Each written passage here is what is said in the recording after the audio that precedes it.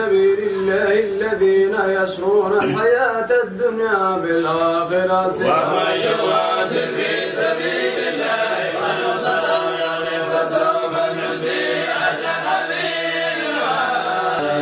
وما لكم في المنافقين فئتين والله أركسهم بما كسبوا هل تريدون أن تهدوا من أضل الله ومن يضل الله فلن تجد له سبيلا.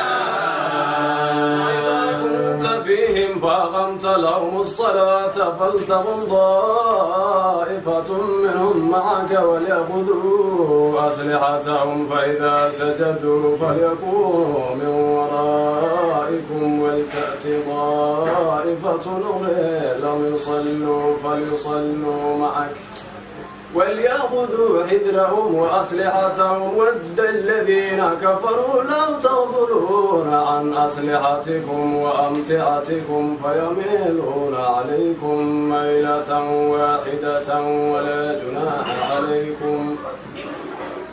جناح عليكم إن كان بكم أذى من مطر أو كنتم مرضى أن تضعوا أسلحتكم فخذوا حذركم إن أعد للكافرين عذابا مهينا.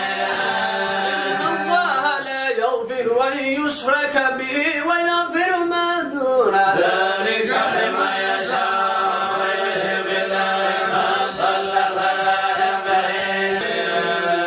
يا أيها الذين آمنوا لا تتخذوا الكافرين أولياء من دون المؤمنين تريدون أن تجعلوا إليكم سلطانا مبينا.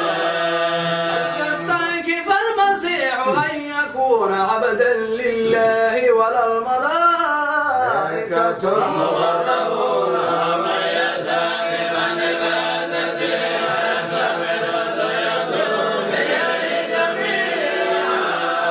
قالوا يا موسى إن فيها قوما جبارين وإنا لن ندخلها حتى يخرجوا منها فإن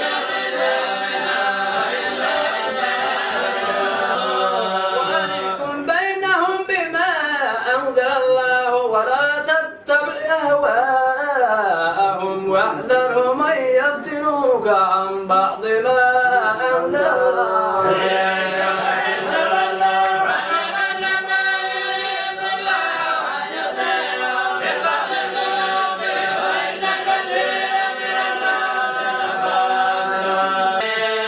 قل يا أهل الكتاب لا تغلوا في دينكم غير الحق ولا تتبعوا أهواءهم أضلوا من قبل وأضلوا كثيرا وضلوا عن سواء السبيل. إنما يريد الشيطان أن يوقع بينكم العداوة والبغضاء في الخمر والميسر ويصدكم عن ذكر الله وعن الصلاة فلا تنقضوا. يا أيها الذين آمنوا عليكم أنفسكم لا يضركم من ضل إذا اهتديتم إلى الله مرجعكم جميعا فينبئكم بما كنتم تعملون. قال الله هذا يوم ينفع الصادقين صدقهم لهم جنات تجري من تحتها الأنهار خالدين فيها